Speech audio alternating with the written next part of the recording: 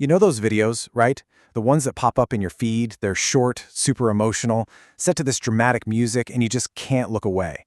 But have you ever stopped to wonder why they're so powerful?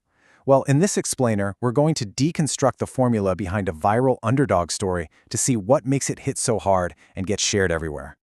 So everything starts with the hook. You have to grab someone's attention immediately.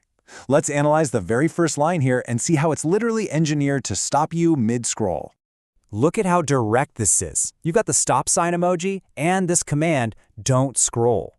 That's a classic pattern interrupt. Its whole job is to break you out of that mindless scrolling trance. And then it hits you with this incredibly bold, challenging claim that this piece of fiction might feel more real than your own life. That sparks your curiosity and kind of dares you to keep watching. Okay, so the hook got our attention, but that's just the first step, right? The real magic is in the story that follows. And that brings up the big question, what is it about this specific formula that connects with so many of us on such a deep, personal level? This brings us right to the emotional core of the whole thing.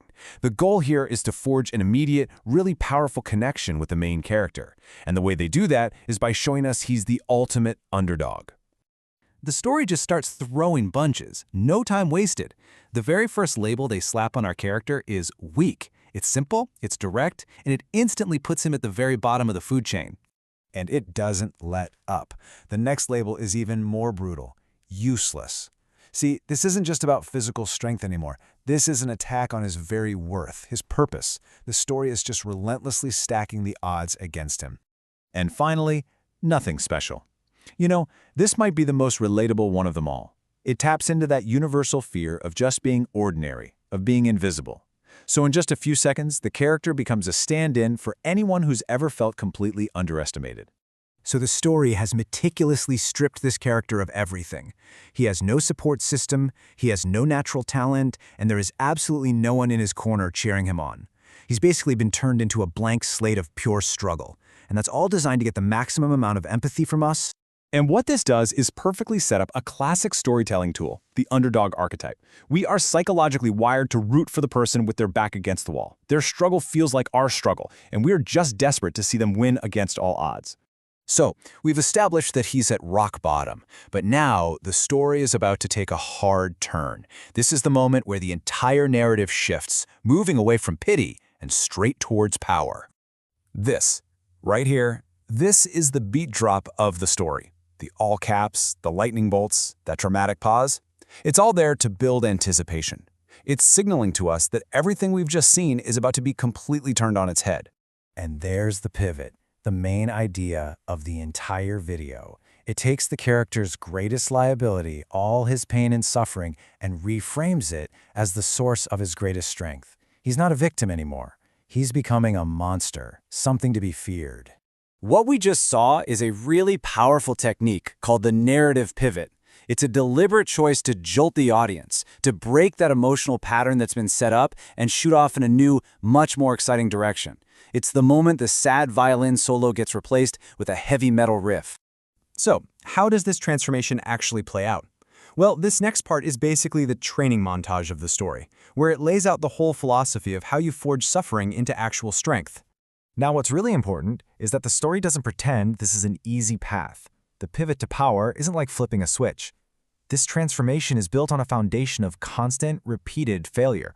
And that makes his eventual success feel so much more earned and so much more satisfying. You can almost think of it like the alchemy of struggle. It's a cycle. You suffer, and because you're trying, you fail. But then you rise up from that failure, and in that process, you get stronger. It's a simple, powerful, and honestly a really motivating loop. This comparison perfectly shows the difference between the outside view and his internal reality. To everyone else, every fall looked like a failure, but to him, every fall was a lesson. Every loss wasn't a weakness. It was just more fuel being converted directly into power. And now we're at the climax. This is where all that struggle, all that pain, all those lessons finally pay off. The character is ready to fully embrace his new identity and confront the very insults that used to define his entire existence. So the story starts to throw those original insults back, only this time they're questions.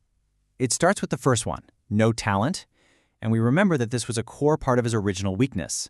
And it just keeps going, rapid fire, reminding us of everything he was told he didn't have. No support system, no lucky breaks. It's recapping all his disadvantages, all building up to one powerful conclusion.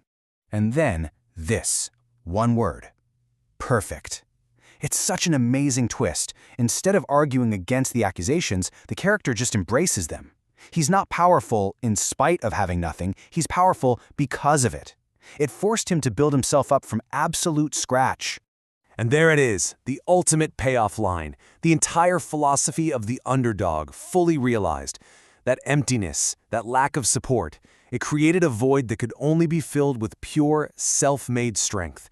He didn't just fill that void, he became bigger than it. When you look at his journey, it is a complete and total transformation. He went from being defined by others as weak and useless to defining himself as a monster. He went from being laughed at to being feared. And that pretty much brings us to the end of this breakdown. This simple story works because it taps into that universal human narrative of overcoming adversity. It gives us a formula: embrace the struggle, reframe your pain, and build your strength from nothing. So the final question isn't just about the character, it's a question for you. What is the formula for your own power story?